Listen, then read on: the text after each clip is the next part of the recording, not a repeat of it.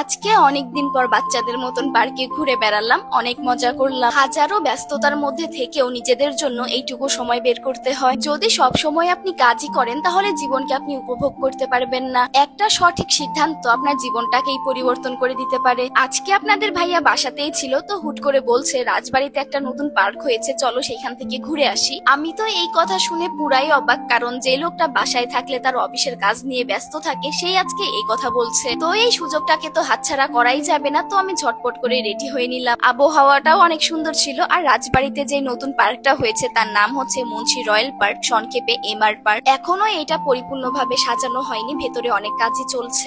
Main জায়গার কাজ শেষ হওয়ায় এই পার্কটা খুলে দিয়েছে। অনেকদিন ধরে আসতে চাচ্ছিলাম কিন্তু সময়ের অভাবে হচ্ছিলই না, কিন্তু ফাইনালি আজকে চলেই আসলাম। এখনই ভেতরটা অনেক সুন্দর করে সাজিয়েছে, আর যখন পরিপূর্ণ হয়ে যাবে তখন দেখতে আরো সুন্দর লাগবে। বাজারে তরমুজের যে দাম কিনে খাওয়াই মুশকিল, আর এইখানে আমি তরমুজের উপর বসে আছি, মানে অর্ধেক তরমুজ। এই রাইডে একটু সমস্যা হয়েছিল তাই এখানে আর চড়তে পারলাম না। পার্কের ভেতরে একটা পুকুর ছিল, সেই সাথে ছিল সুন্দর একটা ওয়াটার বোর্ড। এইখানে অনেক বড় বড় মাছ ছিল, আর পুকুরের চারপাশে লাগানো ছিল সূর্যমুখী ফুল গাছ। আর দুঃখজনক বিষয় হচ্ছে সূর্যমুখী ফুল গাছ সবই নষ্ট হয়ে গিয়েছে। আমরা অনেক আগে আসলে হয়তো পেতাম। তারপর চলে গেলাম আর একটা রাইডে চড়ার জন্য। আমাদের রাজবাড়িতে এই রাইড গুলোই প্রথম এসেছে। দুইজন শক্ত করে ধরে বসে পড়লাম, এটাই নাকি প্রচুর মাথা ঘোরায়। যখন এটা রানিং হয়ে গেল তখন আসলে অনেক ভালো লাগছিল, মনে হচ্ছিল একদম ছোটবেলায় ফিরে গিয়েছি। এইটার টিকিট ছিল মাত্র 50 টাকা করে, সেই অনুযায়ী অনেক ভালো লেগেছে। কিন্তু যখন রাইড থেকে নামলাম তখন অনেক মাথা ঘোরাচ্ছিল, মনে হচ্ছিল এই পড়ে গেলাম। আর আমরা যেই পাশে বসেছিলাম সেই পাশে ছোট একটা পাখির বাসা ছিল,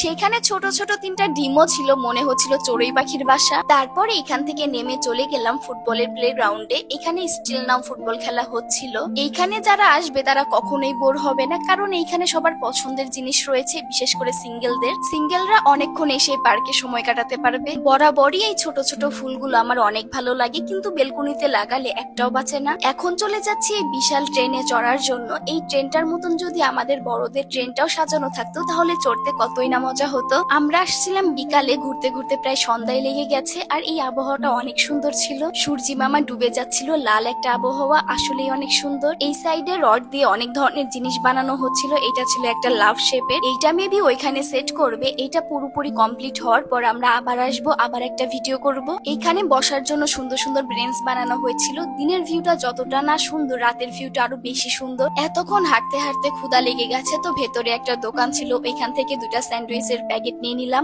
সেই সাথে নিলাম একটা ঠান্ডা পানি, গলায় একদম শুকিয়ে গেছে। সন্ধ্যার পর এই ট্রেনটা ছাড়া হয়েছিল, একদম ঝলমল করছে। চারিপাশে অনেক লাইটিং করা ছিল, দিনের বেলায় বোঝাই যাচ্ছিল না। আর এইখানে আপনাদের একটা জাদু দেখাই, আমি হাতের ইশারায় কালার চেঞ্জ করে ফেলবো। দেখুন আমি কত বড় ম্যাজিশিয়ান হয়ে গিয়েছি। আর বিশ্বাস করবেন না, এই জায়গাটা অসম্ভব সুন্দর। আমার মনে হচ্ছিল বিদেশে কোন একটা জায়গায় আমরা দুইজন ক্যান্ডেল লাইট ডিনার করতে এসেছি। এক সাইডে ছিল এমন সুন্দর পুকুর, এক সাইডে ছিল এমন সুন্দর একটা জায়গা, কার না ভালো লাগবে। আমি ভেবেছিলাম সন্ধ্যার আগেই চলে যাব, কিন্তু চলে গেলে এত সুন্দর একটা ভিউ কখনোই দেখতে পারতাম না। রাতের চারিপাশটাই লাইট একদম ঝলমল করছে। আমি যে এত পিকচার এত ভিডিও করেছি তা আমার হিসাবের বাইরে। ফোনের চার্জ শেষ হয়ে গিয়েছিল, দোকান থেকে চার্জ করে আবার করেছি। দেখুন এত সুন্দর একটা জায়গা, কার ইচ্ছা করে না ভিডিও করতে। আর এই সাইডটা দেখে মনে হচ্ছিল আমি পুরো সৌদি আরব চলে এসেছি। সৌদি আরব কিন্তু এমন একটা জায়গা রয়েছে, আপনারা অনেকেই জানেন। এই সাইডে বড় একটা রিক্সা ছিল, প্রথমে ভেবেছিলাম উঠে বসি, পরে ভয়ে আর উঠিনি, যদি স্লিপ কেটে পড়ে যাই তাহলে কেমন হবে। যাই হোক, এই জায়গাটা আপনাদের কাছে কেমন লেগেছে অবশ্যই কমেন্ট করে জানাবেন। আমার কাছে তো অসম্ভব সুন্দর লেগেছে। তো যাই হোক, আজকের মতন ভিডিওটা এখানেই শেষ করছি। দেখা হবে নেক্সট কোনো ভিডিওতে। সবাই ভালো থাকবা, আল্লাহ হাফেজ।